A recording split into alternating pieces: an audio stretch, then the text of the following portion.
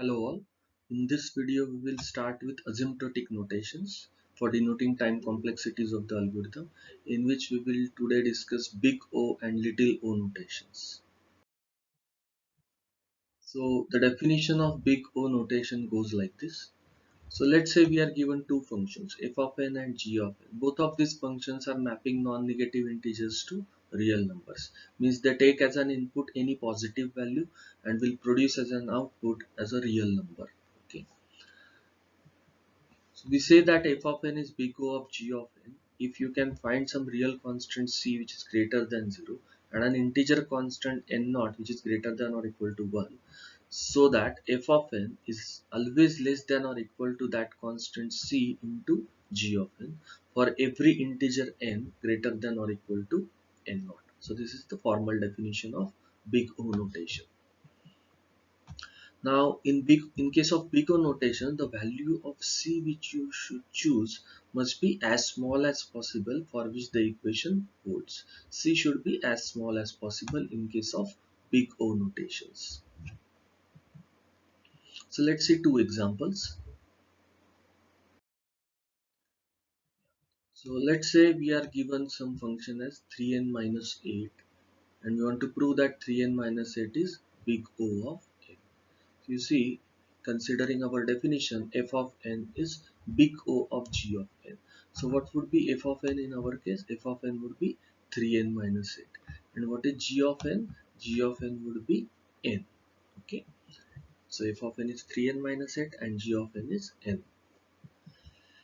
Now we want to prove that f of n is less than or equal to some constant c into g of n. So we want to prove that 3n minus 8 is less than or equal to some constant c into n.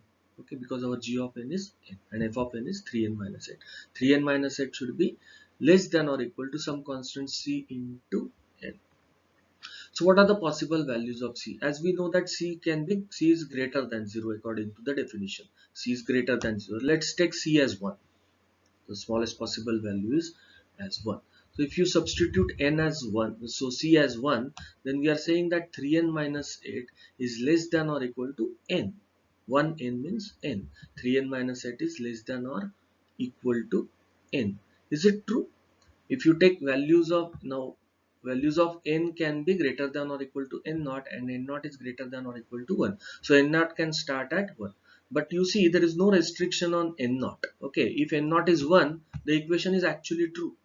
When n naught is 1, when n is 1, this equation is actually true. That is 3 minus 8 happens to be minus 5, which is less than 1.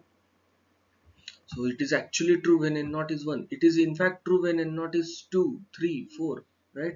If you take n naught as 4, then still it would be 4 into 3, that would be 12. 12 minus 8 is 4, which is 4 is less than or equal to 4. So it is even true when n naught is 4.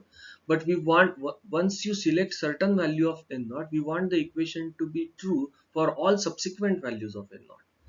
Here what happens when you choose c as 1, the equation is true for initial few values of n, but later on it is not true. If you take n naught as say 5, for example, then it will be 5 into 3, 15. 15 minus 8 is 7, right? 7 less than or equal to 5, which is false. 7 less than or equal to 5 is false. So we can't take c as 1.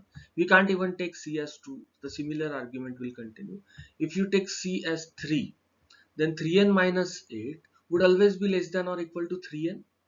Why? Because of minus 8. So the smallest possible value of c which you can choose is actually 3. You can't choose 1 or 2. When you choose c as 1 or 2, the equation is true for some initial values of n. For initial values of n naught, but it is not true for all the subsequent values of n naught. We want that, so there is no restriction on n naught. N naught can be anything. It need not always be 1. It can be 10, 100, whatever. But once you pick some value of n naught, then the equation should be true for all subsequent values of n naught.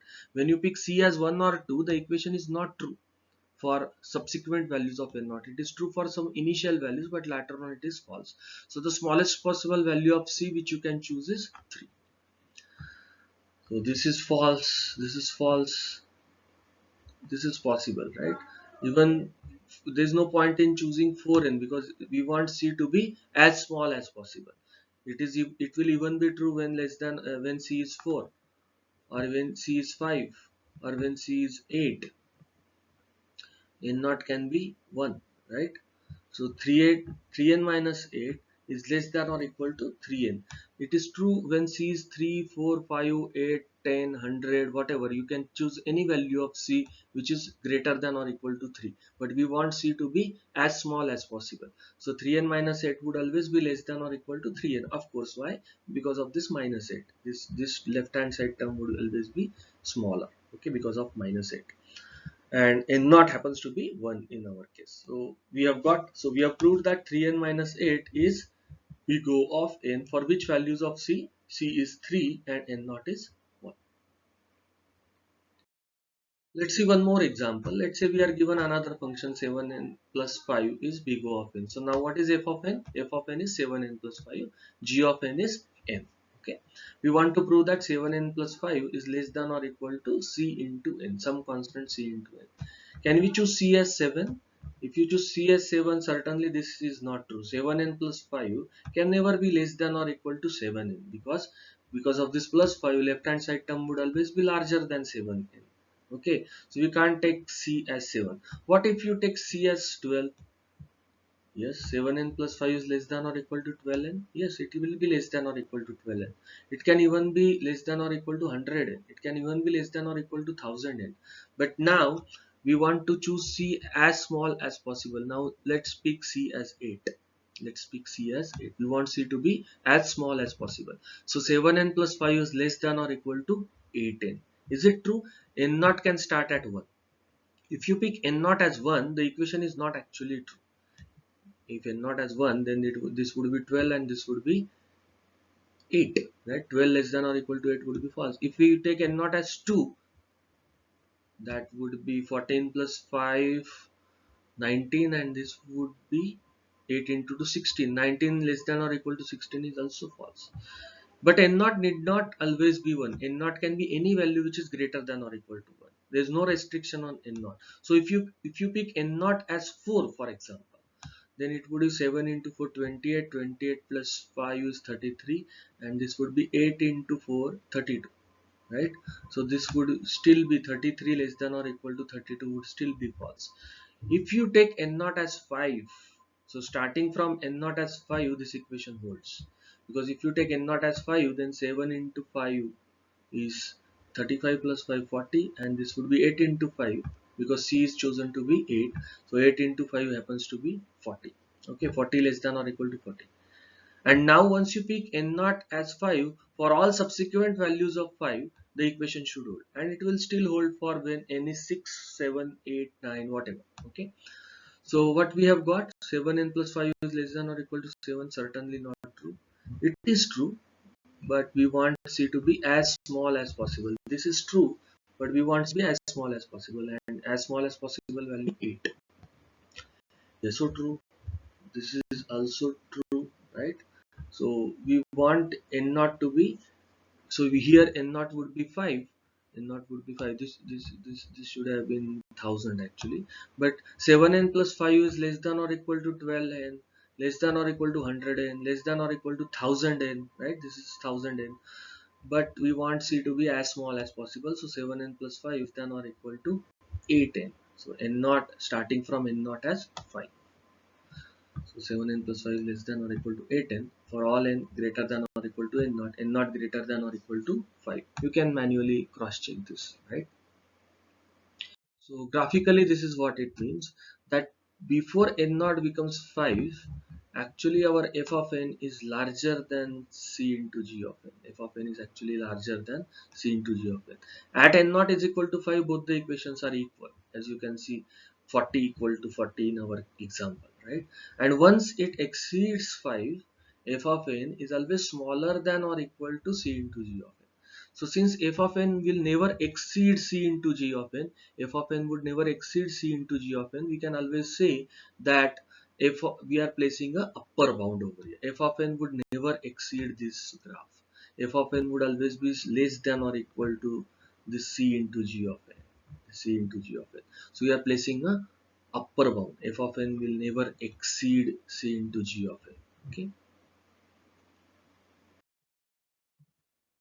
Yeah, it places upper bound. Now why c should be as small as possible? Let's take an analogy. Consider a scenario where a hungry traveler driving along a long country road happens upon a local farmer walking home from a market. If the traveler asks the farmer how much longer he must drive before he can find some food,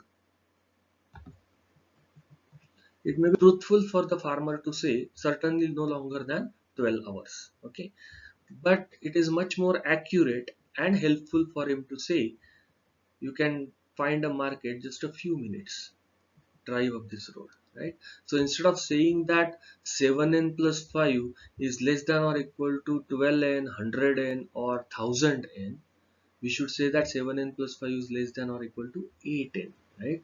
Instead of saying that you will not require more than 12 hours, it will be better if the farmer says that drive up this road, you will get the market in few minutes. So you should be able to you should be able to map the function as close as possible.